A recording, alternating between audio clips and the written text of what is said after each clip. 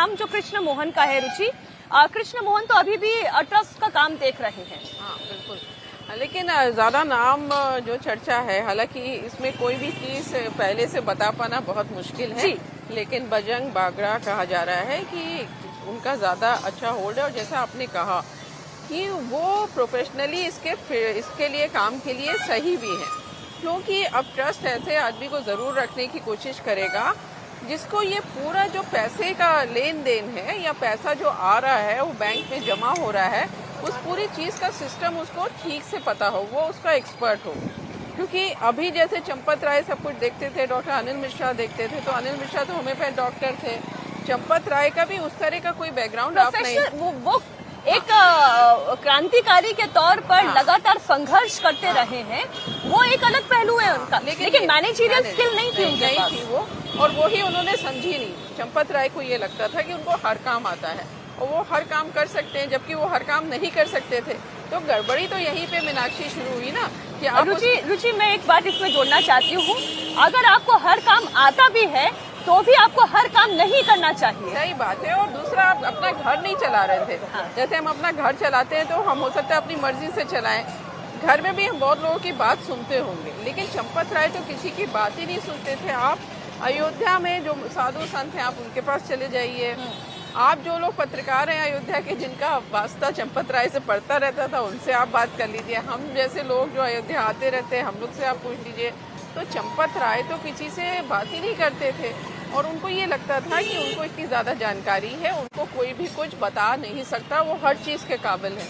तो जब वो हर चीज़ के काबिल थे, वहीं गड़बड़ी हुई। तो ट्रस्ट कोशिश करेगा कि अब ये गड़बड़ी ना हो।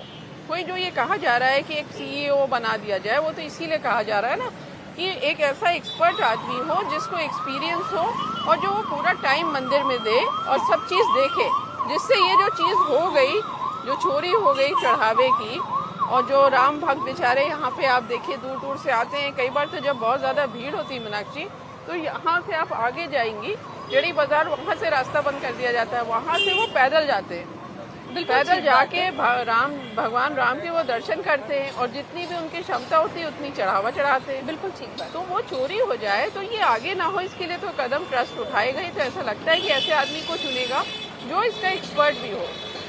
ये ट्रस्ट काम कैसे करता है, इस पर हम थोड़ी और अभय से जानकारी ले लेते हैं। और अगर अनिल मिश्रा और चंपत राय, जैसा कि हमारी जानकारी कह रही है कि इन्हें ट्रस्ट से अलग किया जाएगा और नई नियुक्तियां होंगी, तो इसके लिए प्रोसीजर क्या है? देखिए, अनिल मिश्रा जिसकी सबसे ज़्यादा संभावनाएं लग रही हैं, अनिल मिश्रा चंपत राय के इस्तीफे को एक्सेप्ट किया जा सकता है।